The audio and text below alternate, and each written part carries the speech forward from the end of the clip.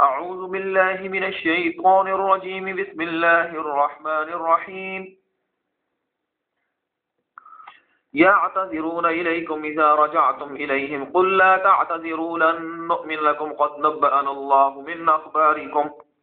وسيرى الله عملكم ورسوله ثم تردون إلى عالم الغيب والشهادة فينبئكم بما كنتم تعملون. سيحلفون بالله لكم إذا انقلبتم إليهم لتعرضوا عنهم فأعرضوا عنهم إنهم رجس ومأواهم جهنم جزاء بما كانوا يكسبون. يحلفون لكم لترضوا عنهم فإن ترضوا عنهم فإن الله لا يرضى عن القوم الفاسقين. الأعراب أشد كفرا ونفاقا وأجدر ألا يعلموا حدود ما أنزل الله على رسوله والله عليم حكيم. ومن الأعراب من يتخذ ما ينفق مغرما ويتربص بكم الدوائر عليهم دائرة السوء والله سميع عليم. ومن الأعراب من يؤمن بالله واليوم الآخر ويتخذ ما ينفق قربات عند الله وصلوات الرسول ألا إنها قربة لهم فيدخلهم الله في رحمته إن الله غفور رحيم. والسابقون الأولون من المهاجرين والأنصار والذين اتبعوهم بإحسان رضي الله عنهم ورضوا عنه وأعد لهم جنات تجري تحتها الأنهار خالدين فيها أبدا ذلك الفوز العظيم. وممن حولكم من الأعراب منافقون ومن أهل المدينة مردوا على النفاق لا تعلمهم نحن نعلمهم سنعذبهم مرتين ثم يردون إلى عذاب عظيم. وآخرون اعترفوا بذنوبهم خلطوا عملا صالحا وآخر سيئا عسى الله أن يتوب عليهم إن الله غفور رحيم. خذ من أموالهم صدقة تطهرهم وتزكيهم بها وصل عليهم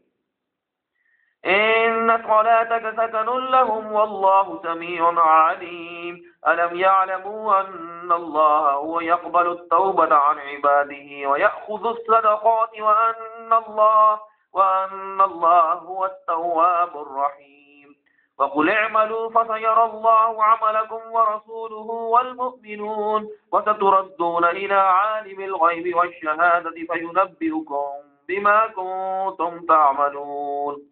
وآخرون مرجون لأمر الله إما يعذبهم وإما يتوب عليهم والله عليم حكيم. والذين اتخذوا مسجدا ضرارا وكفرا وتفريقا بين المؤمنين وإرصادا لمن حارب الله ورسوله من قبل وليحلفن إن أردنا إلا الحسنى والله يشهد إنهم لكاذبون. لا تقم فيه أبدا لمسجد أسس على التقوى من أول يوم أحق أن تقوم فيه رجال يحبون أن يتطهروا والله يحب المطهرين. أفمن أسس بنيانه على تقوى من الله ورضوان خير أم من أسس بنيانه على شفا جرف هار فانهار به في نار جهنم والله لا يهدي القوم الظالمين. لا يزال بنيانهم الذي بنوا ريبة في قلوبهم إلا أن تقطع قلوبهم والله عليم حكيم. إن الله اشترى من المؤمنين أنفسهم وأموالهم بأن لهم الجنة يقاتلون في سبيل الله فيقتلون ويقتلون وعدا عليه حقا في التوراة والإنجيل والقرآن ومن أوفى بعهده من الله فاستبشروا ببيعكم الذي بايعتم به وذلك هو الفوز العظيم. التائبون العابدون الحامدون السائحون الراكعون الساجدون الآمرون بالمعروف والناهون عن المنكر والحافظون لحدود الله وبشر المؤمنين. ما كان للنبي والذين آمنوا أن يستغفروا للمشركين ولو كانوا أولي قربى من بعد ما تبين لهم أنهم أصحاب الجحيم. وما كان استغفار إبراهيم لأبيه إلا عن موعدة وعدها إياه فلما تبين له أنه عدو لله تبرأ منه إن إبراهيم لأواه حليم. وما كان الله ليضل قوما بعد إذ هداهم حتى يبين لهم ما يتقون إن الله بكل شيء عليم. إن الله له ملك السماوات والأرض يحيي ويميت وما لكم من دون الله من ولي ولا نصير. لقد تاب الله على النبي والمهاجرين والأنصار الذين اتبعوه في ساعة العسرة من بعد ما كان يزيغ قلوب فريق منهم ثم تاب عليهم إنه بهم رؤوف رحيم. وعلى الثلاثة الذين خلفوا حتى إذا ضاقت عليهم الأرض بما رحبت وضاقت عليهم أنفسهم وظنوا أن لا ملجأ من الله إلا إليه ثم تاب عليهم ليتوبوا إن الله هو التواب الرحيم. يا أيها الذين آمنوا اتقوا الله وكونوا مع الصادقين. ما كان لأهل المدينة ومن حولهم من الأعراب أن يتخلفوا عن رسول الله ولا يرغبوا بأنفسهم عن نفسه ذلك بأنهم لا يصيبهم ظمأ ولا نسب ولا مخمصة في سبيل الله ولا يظنون موطئا يغيظ الكفار ولا ينالون من عدو نيلا إلا كتب لهم به عمل صالح إن الله لا يضيع أجر المحسنين. ولا ينفقون نفقة صغيرة ولا كبيرة ولا يقطعون واديا إلا كتب لهم ليجزيهم الله أحسن ما كانوا يعملون. وما كان المؤمنون لينفروا كافة فلولا نفر من كل فرقة منهم طائفة ليتفقهوا في الدين ولينذروا قومهم إذا رجعوا إليهم لعلهم يحذرون. يا أيها الذين آمنوا قاتلوا الذين يلونكم من الكفار وليجدوا فيكم غلظة واعلموا أن الله مع المتقين. وإذا ما أنزلت سورة فمنهم من يقول أيكم زادته هذه إيمانا فأما الذين آمنوا فزادتهم إيمانا وهم يستبشرون. وأما الذين في قلوبهم مرض فزادتهم رجسا إلى رجسهم وماتوا وهم كافرون. أولا يرون أنهم يفتنون في كل عام مرة أو مرتين ثم لا يتوبون ولا هم يذكرون. وإذا ما أنزلت سورة نظر بعضهم إلى بعض هل يراكم من أحد ثم انصرفوا صرف الله قلوبهم بأنهم قوم لا يفقهون. لقد جاءكم رسول من أنفسكم عزيز عليه ما عنتم حريص عليكم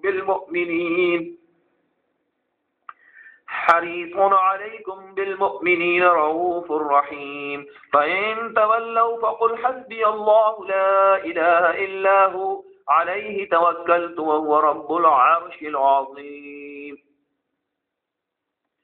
بسم الله الرحمن الرحيم. ألف لام را تلك آيات الكتاب الحكيم. أكان للناس عجبا أن أوحينا إلى رجل منهم أن أنذر الناس وبشر الذين آمنوا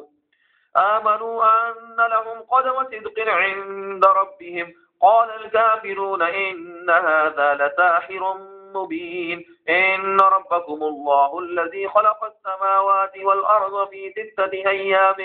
ثم استوى على العرش يدبر الأمر ما من شفيع إلا من بعد إذنه ذلكم الله ربكم فاعبدوه أفلا تذكرون إليه مرجعكم جميعا وعد الله حقا إنه يبدأ الخلق ثم يعيده ليجزي الذين آمنوا وعملوا الصالحات بالقسط والذين كفروا لهم شراب من حميم وعذاب أليم بما كانوا يكفرون هو الذي جعل الشمس ضياء والقمر نورا وقدره منازل لتعلموا عدد السنين والحساب ما خلق الله ذلك إلا بالحق يفصل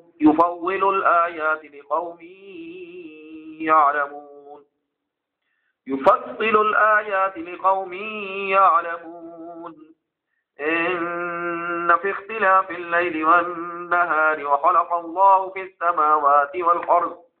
والأرض لآيات لقوم يتقون إن الذين لا يرجون لقاءنا رضوا بالحياة الدنيا واطمأنوا بها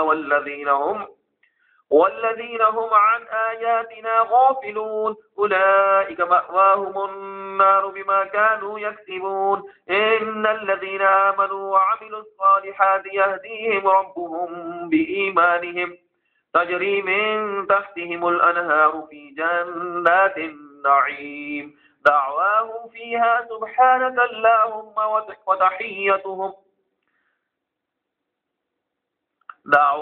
فيها سبحانك اللهم وتحيتهم فيها سلام وآخر دعواهم أن الحمد لله رب العالمين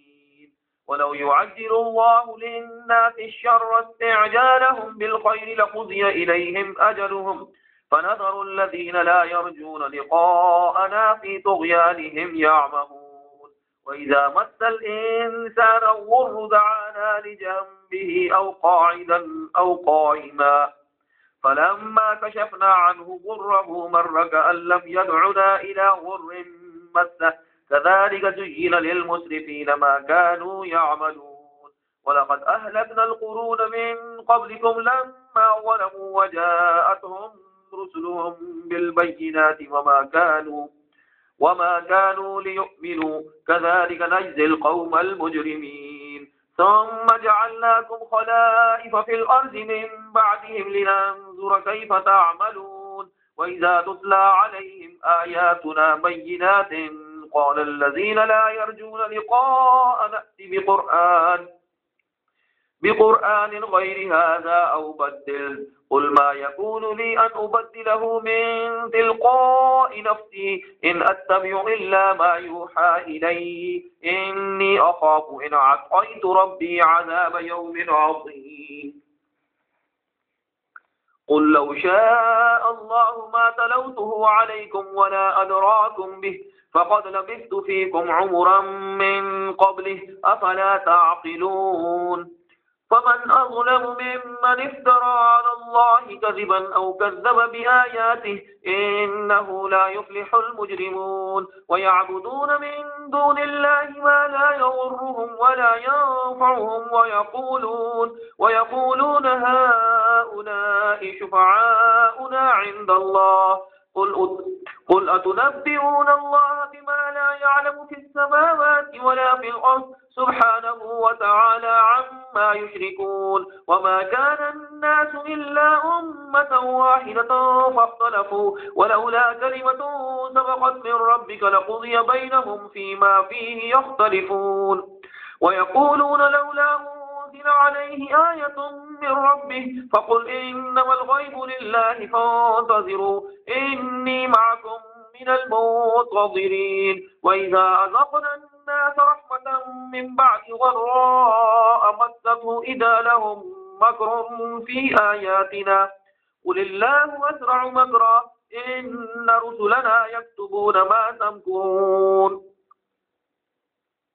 هو الذي يسيركم في البر والبحر حتى إذا كنتم في الفلك وجرين بهم بريح طيبة وفرحوا بها جاءتها ريح عاصف وجاءهم الموج من كل مكان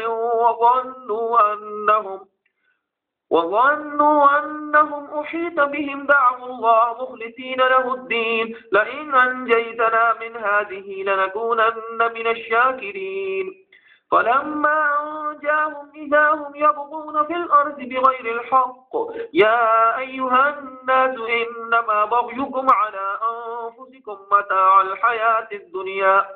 ثم إلينا مرجعكم فننبئكم بما كنتم تعملون إنما مثل الحياة الدنيا كماء إن أنزلناه من السماء فاختلط به نبات الأرض مما يأكل الناس والأنعام حتى إذا أخذت الأرض زخرفها وزينت وظن أهلها أنهم قادرون عليها أتاها أمرنا ليلا أو نهارا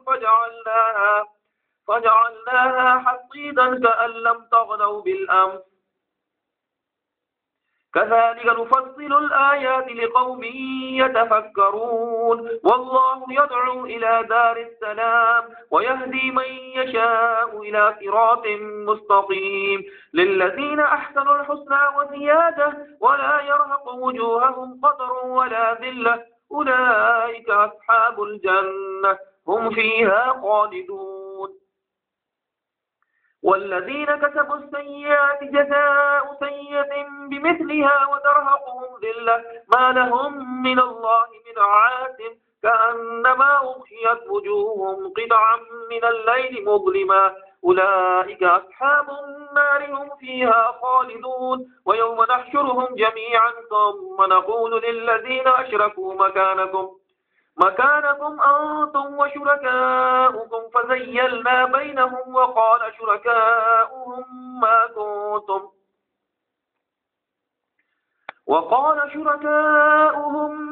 كنتم إيانا تعبدون فكفى بالله شهيدا بيننا وبينكم إن كنا عن عبادتكم لغافلين هنالك تبلو كل نفس ما أسلفت وردوا إلى الله مولاهم الحق وضل عنهم ما كانوا يفترون قل من يرزقكم من السماء والأرض أم من يملك السمع والأبصار ومن يخرج الحي من الميت ويخرج الميت من الحي ومن يدبر الأمر فسيقولون الله فقل أفلا تتقون فذلكم الله ربكم الحق فماذا بعد الحق إلا الضلال فأنى تصرفون كذلك حقت كلمة ربك على الذين فسقوا أنهم لا يؤمنون قل هل من شركائكم من يبدأ الخلق ثم يعيده قل الله يبدأ الخلق ثم يعيده فأنى تؤفكون قل هل من شركائكم من يهدي إلى الحق قل الله يهدي للحق أفمن يهدي إلى الحق أحق أن يتبع أم من لا يهدي إلا أن يهدى فما لكم كيف تحكمون وما يتبع أكثرهم إلا ظنا إن الظن لا يغني من الحق شيئا إن الله عليم بما يفعلون وما كان هذا القرآن أن يفترى من دون الله ولكن تصديق الذي بين يديه وتفصيل الكتاب لا ريب فيه من رب العالمين أم يقولون افتراه قل فأتوا بسورة مثله وادعوا من استطعتم من دون الله إن كنتم صادقين بل كذبوا بما لم يحيطوا بعلمه ولما يأتهم تأويله كذلك كذب الذين من قبلهم فانظر كيف كان عاقبة الظالمين ومنهم من يؤمن به ومنهم من لا يؤمن به وربك أعلم بالمفسدين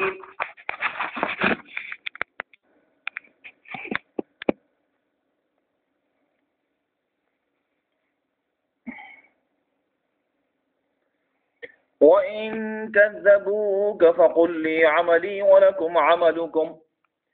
أنتم بريئون مما أعمل وأنا بريء مما تعملون ومنهم من يستمعون إليك أفأنت تسمع الصم ولو كانوا لا يعقلون ومنهم من ينظر إليك أفأنت تهدي العمي ولو كانوا لا يبصرون إن الله لا يظلم الناس شيئا ولكن الناس أنفسهم يظلمون ويوم يحشرهم كأن لم يلبثوا إلا ساعة من النهار يتعارفون بينهم قد خسر الذين كذبوا بلقاء الله وما كانوا مهتدين وإما نرينك بعض الذي نعدهم أو نتوفينك فإلينا مرجعهم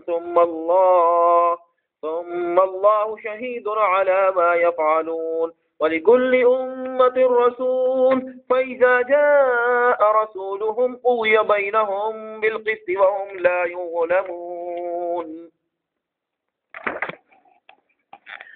ويقولون متى هذا الوعد إن كنتم صادقين قل لا أملك لنفسي ضرا ولا نفعا إلا ما شاء الله لكل أمة أجل إذا جاء أجلهم فلا يستأخرون ساعة ولا يستقدمون قل أرأيتم إن أتاكم عذابه بياتا أو نهارا ماذا يستعجل منه المجرمون ثم إذا ما وقع آمنتم به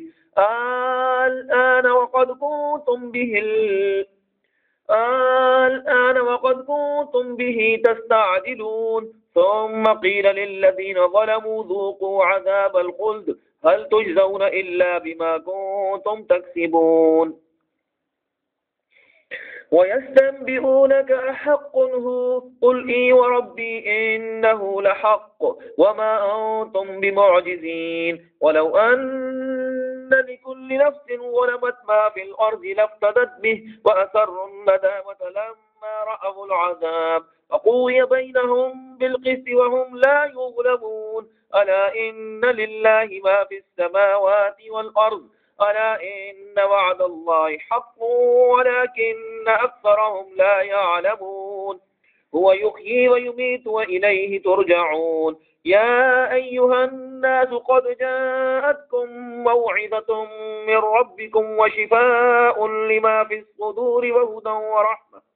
وهدى ورحمة للمؤمنين قل بفضل الله وبرحمته فبذلك فليفرحوا هو خير مما يجمعون قل أرأيتم ما أنزل الله لكم من رزق فجعلتم منه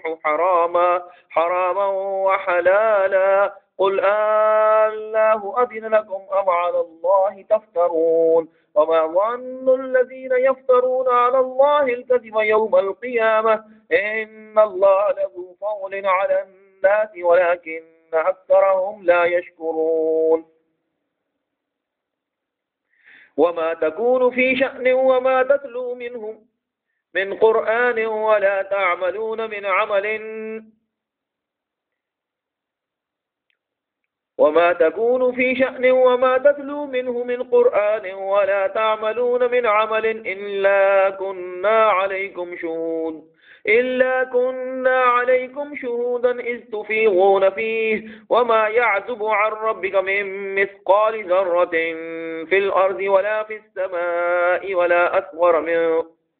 ولا أصغر من ذلك ولا أكبر إلا في كتاب مبين ألا إن أولياء الله لا خوف عليهم ولا هم يحزنون الذين آمنوا وكانوا يتقون لهم البشرى في الحياة الدنيا وفي الآخرة لا تبديل لكلمات الله ذلك هو الفوز العظيم ولا يحزنك قولهم إن العزة لله جميعا هو السميع العليم ألا إن لله من في السماوات ومن في الأرض وما يتبع الذين يدعون من دون الله شركاء إن يتبعون إلا الظن وإن هم إلا يخرصون هو الذي جعل لكم الليل لتسكنوا فيه والنهار مبصرا إن في ذلك لآيات لقوم يسمعون. قالوا اتخذ الله ولدا سبحانه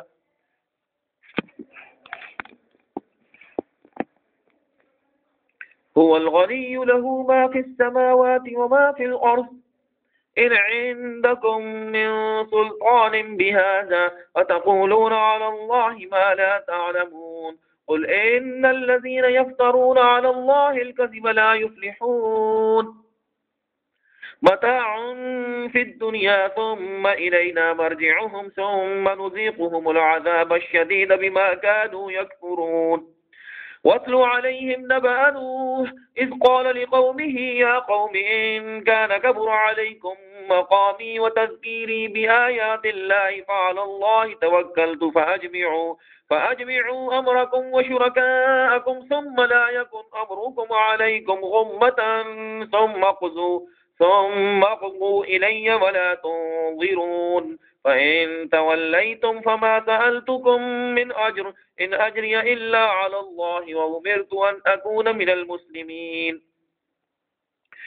فكذبوه فنجيناه ومن معه في الفلك وجعلناهم خلائف وأغرقنا الذين كذبوا بآياتنا فانظر كيف كان عاقبة المنذرين. ثم بعثنا من بعده رسلا إلى قومهم فجاءوهم بالبينات فما كانوا ليؤمنوا بما كذبوا به من قبل كذلك نطبع على قلوب المعتدين. ثم بعثنا من بعدهم موسى وهارون إلى فرعون وملئه بآياتنا فاستكبروا وكانوا قوما مجرمين. فلما جاءهم الحق من عندنا قالوا إن هذا لسحر مبين. قال موسى تقولون للحق لما جاءكم أسحر هذا ولا يفلح الساحرون. قالوا أجئتنا لتلفتنا عما وجدنا عليه آباءنا وتكون لكما الكبرياء في الأرض وما نحن لكما بمؤمنين. وقال فرعون ائتوني بكل ساحر عليم. فلما جاء السحرة قال لهم موسى ألقوا ما أنتم ملقون.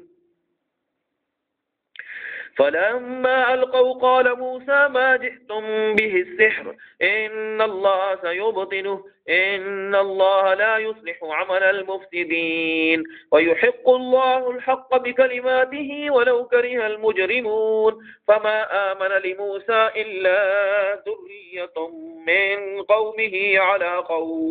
على خوف من فرعون وملئهم أن يفتنهم وإن فرعون لعال في الأرض وإنه لمن المسرفين. وقال موسى يا قوم إن كنتم آمنتم بالله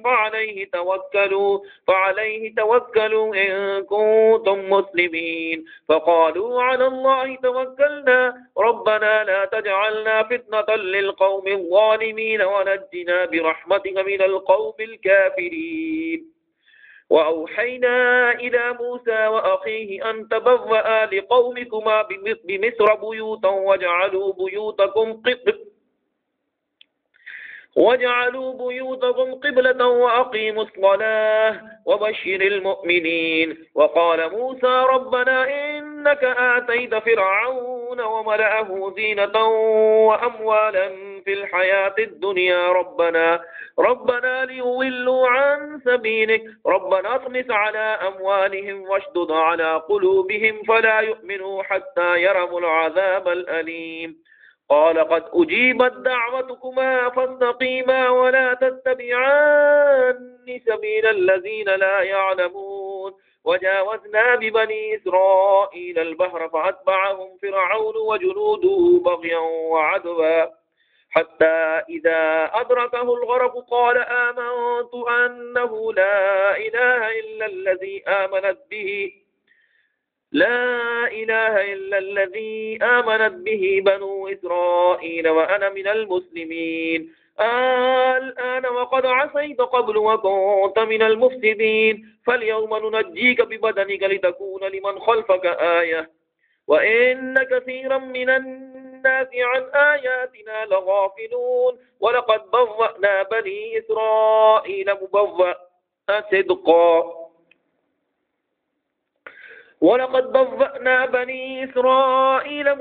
صدق ورزقناهم من الطيبات فما اختلفوا حتى جاءهم العلم إن ربك يقضي بينهم يوم القيامة فيما كانوا فيه يختلفون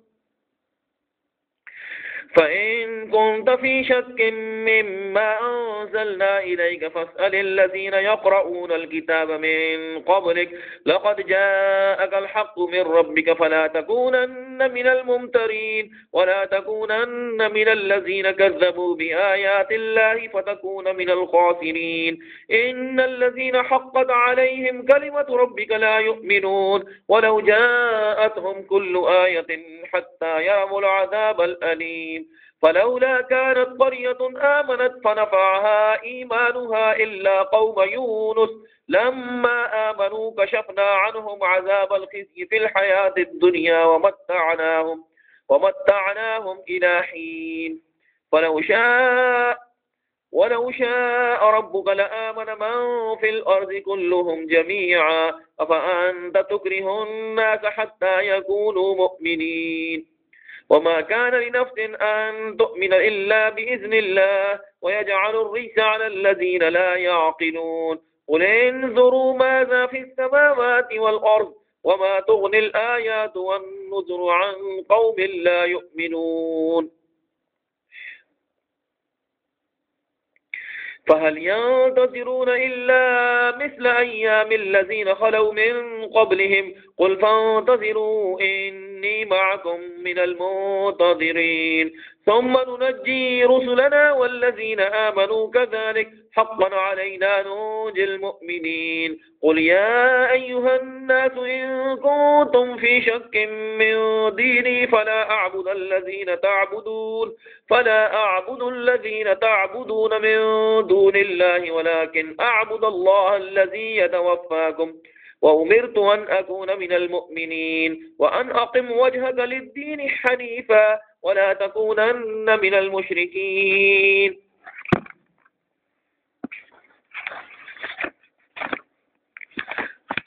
ولا تدع من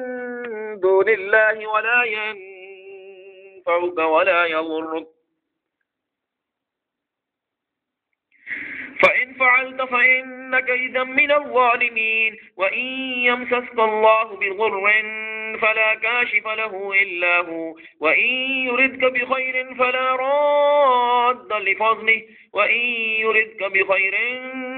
راد لفضله يصيب به من يشاء من عباده وهو الغفور الرحيم قل يا أيها الناس قد جاءكم الحق من ربكم فمن اهتدى فإنما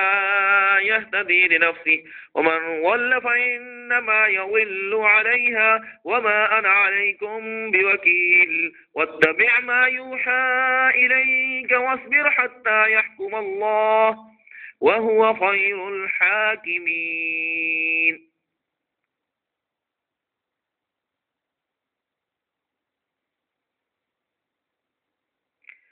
بسم الله الرحمن الرحيم ألف لام را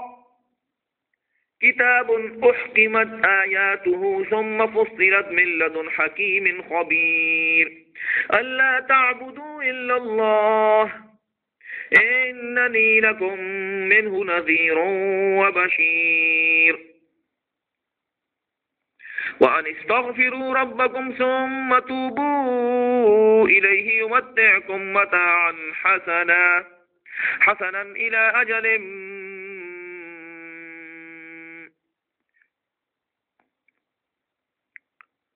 إلى أجل مسمى ويؤتي كل ذي فضل فضله وإن تولوا فإني أخاف عليكم عذاب يوم كبير إلى الله مرجعكم وهو على كل شيء